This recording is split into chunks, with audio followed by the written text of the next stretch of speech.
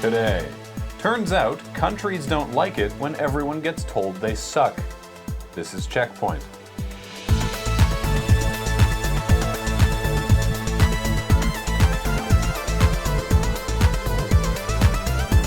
Welcome to CheckPoint, where this week we are reporting live from GDC. GDC ended 3 days ago.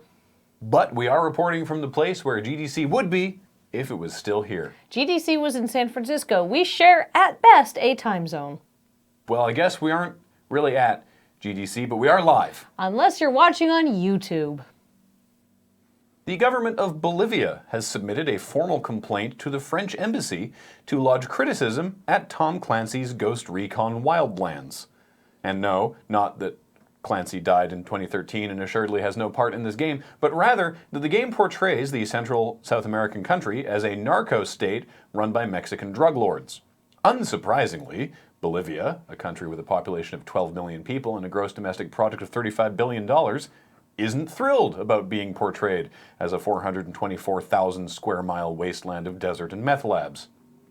Ubisoft released a statement reminding Bolivia that, quote, Tom Clancy's Ghost Recon Wildlands is a work of fiction, and like all Clancy games, it, quote, takes place in a modern universe inspired by reality, but the story's locations and characters are all fantasies created solely for entertainment purposes. Which is all they needed to say. Instead, they continue to claim that, quote, Bolivia was chosen as the background of this game based on its magnificent landscapes and rich culture, which is definitely a lie. Ubisoft chose Bolivia because they think that you think it's believable for Bolivia to turn into a lawless wasteland. So I can see why they'd be a little insulted. Blizzard announced the newest hero of the storm, and its name is Probius. Probius might seem like a silly name, but what's actually much sillier is that the character is a Protoss probe from StarCraft. You know, the little robots that build stuff like the bigger dudes that actually do the fighting.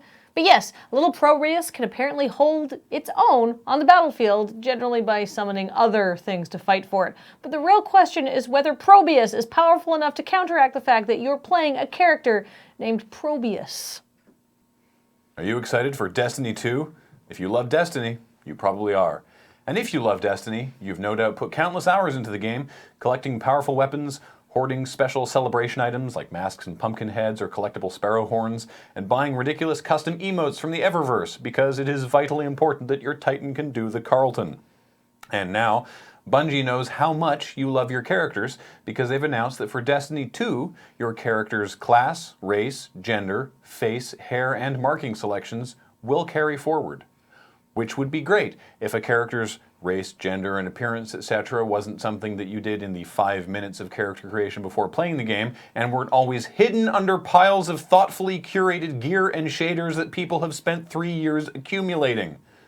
I am not fond of my Guardian, Bungie. I'm fond of my goddamn Gallarhorn and how awesome the Helm of Saint 14 looks. GDC just happened, and that means the Game Developers' Choice Awards just happened, and with all awards, there were some obvious winners. Overwatch took home awards for both Game of the Year and Thirstiest Ship Community of the Decade, and Firewatch beat Oxenfree, The Last Guardian, Uncharted 4, and Inside for Best Narrative and Best Narrator named Henry. However, there was at least one surprise of the night. No Man's Sky won the Innovation Award, which isn't really that shocking, except that Hello Games were so certain that they wouldn't win, they didn't bother going to the awards show, and then they found out via Twitter, and then were quite embarrassed. What did surprise me is that Hello Games founder Sean Murray said he was sure that the GDC people would have told him ahead of time that they'd be winning an award. That's not how that works, although I can understand the confusion. That might have been how it worked if the awards were procedurally generated. The console release for the Nintendo Switch has been notable for how smoothly it all seems to have gone. There were many reports of Amazon screwing up with orders and not delivering on Friday as intended, but there certainly wasn't the torrent of stories that GameStop could only fulfill half its pre-orders or that Target only got 3. Seems to have gone fine. There have been some complaints with the Joy-Con controllers having poor connections, and Nintendo has released a list of steps to improve the signal. Some are pretty straightforward. For example, the Joy-Con might have trouble if your Switch is behind the TV, in or under a metal object, or nestled in a rat's nest of wires and cables. Turns out placing a wireless device in a Faraday cage tends to negatively impact performance. But some of the other suggestions are a little weirder, like don't put your Switch, quote, near an aquarium, in case the fish get jealous. Also, don't have it within 3 to 4 feet of a wireless device, like speakers or a Wi-Fi router, demonstrating a profound lack of appreciation for how people live now. If I'm not within 3 to 4 feet of a wireless device, I start to get lightheaded. To be clear, these are just suggestions if you're having issues. This is not what Nintendo thinks is required by everyone to use the Switch. Which is good, because the suggested step 2 is powering down cell phones, laptops, tablets, headsets, printers, microwaves, cordless phones, or any USB 3 compatible device.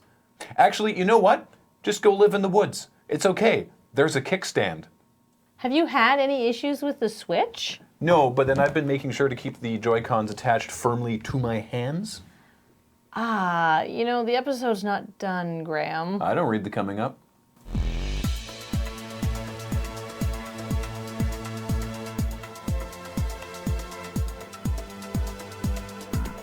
Coming up, Kotaku has put together a collection of all the most hilarious Zelda death gifts, and James made it in. This wasn't particularly newsworthy, but James did tell us he would be mad if we didn't report on this, his most monumentous achievement. Look at his face. I didn't actually turn it on, because I didn't know if it was going to make noise. I really appreciate your restraint there. It's so hard. All the Zeldas in here right now.